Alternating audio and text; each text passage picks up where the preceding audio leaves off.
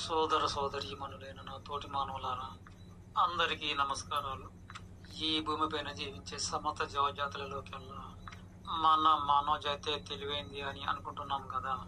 అందుకే కదా విశ్వాన్ని వీలైనంత వరకు పరిశీలిస్తుంటున్నాము. అందులోని భాగంగానే కొందరు విశ్వానికి అధిపతి అంటూ ఒకడు ఉన్నాడని అనుకుంటున్నాము కదా. తన పేరు దేవుడని కూడా మనం పెట్టుకున్నాం కదా. అయితే ఆ దేవుడు మన మానవుల ఆధీనంలోనే ఉన్నాడు. అంతేకాదు, అతనిని బంధించి ఒక చోట ఉంచాము. దానినే గుడి అంటాము. అందులో బంధించి ఉంచాము. ఇక మనకు ఏది కావాలన్నా అతని వద్దకు పోయి అడిగితే ఇస్తాడు అనే కదా మనం నమ్మి కొన్ని తరాల నుండి అలా చేస్తూనే ఉన్నాం కదా. ఇది అయినా అన్ని జాతుల కన్నా తెలివైన జాతిని అనుకునే మనం దేవుడు నీ ఆధీనంలో ఉంటాడా? ఇలా ఒకరు కాదు, ఇద్దరు కాదు, 10 మంది కాదు, 100 మంది కాదు, వేలు లక్షల కోట్ల మంది కూడాను ఇదే కదా అనుకొని నమ్మేది. దీనిని బట్టి అన్ని జాతుల కన్నా తెలివైన వాడిని అనుకోవడం కాదు, అన్ని జాతుల కన్నా మూర్ఖుని అనుకోవాలి. దేవుడు నీ ఆధీనంలో ఉండడం ఏమిట్రా మానవుడా? నువ్వు దేవుడు ఆధీనంలో ఉన్నావు.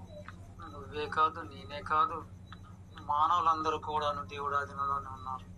ఒక మానవులే కాదు, సకల చరాచర జీవజాతులే కాదు, సమస్త వృక్షజాతి కూడాను దేవుడు ఆధీనంలోనే ఉంది. అంతేకాదు, ఏకంగా ఈ భూగోళమే దేవుడి ఆధీనంలో ఉంది.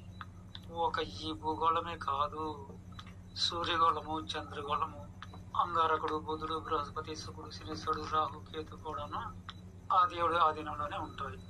ఈ నవగ్రహాలే కాదు, ఈ విశ్వంలో గల కోటి కోట్ల గ్రహాలు కూడాను ఆ దేవుడి ఆధీనంలోనే ఉంటాయి. ఇదిరా సమస్త జీవజాతులలోకెల్లా తెలివైన వాడిని అనుకున్న ఈ మానవుడు తెలుసుకోవాల్సిన విషయం. కోటి కోట్ల గ్రహాలకు నిలయమైన ఈ విశ్వానికి అధిపతి అనేవాడు ఈ ఒక్క భూమిపైన ఎలా ఉంటాడు? అందులోనూ నువ్వు బంధిస్తే బందీలా ఎలా చిక్కుతాడు? చిక్కాడు కూడా, బంధించాను కూడా అనుకొని ఆ విధంగా భ్రమించడమేమిటో. ఇక మనము ఏవేవో స్వార్థ పిచ్చి కోరికలు కోరుకొని ఇక అవన్నీ తీర్చమని అడగడమేమిటో. అయితే నేను ఏ మతాన్ని కించపరచడం లేదు, ఇది నా యొక్క అభిమతం. బంధించి గుళ్ళలో పెట్టి అడుక్కునే వాళ్ళు అడుక్కోండి. నేను మిమ్మల్ని ఏమీ అనడం లేదు, మిమ్మల్ని వద్దనే తంటం లేదు. అది మీ ఇష్టం, ఇది నా ఇష్టం. నాకు తెలుసు, సర్వమత మానవాళిని, సమస్త జీవకోటిని కాచేవాడు. అట్టి వాడిని బంధించగల సత్తా ఈ సమస్త జీవజాతికి దేనికి కూడా సాధ్యం కాదనుకుంటాను. నేనైతే మాత్రం ఈ కోటి కోట్ల గ్రహాలను కాచేవాడికి మాత్రమే ప్రతి క్షణము ఆత్మార్పణ చేసుకుంటూ ఉంటాను. అయితే మీ దృష్టిలో నాది తప్పేమో, అది నా ఇష్టం. మీ ఇష్టం మీదే, నా ఇష్టం నాదే కదా. అయినా సరే తప్పైతే క్షమించండి. లోక సమస్త సుఖినో భవంతు.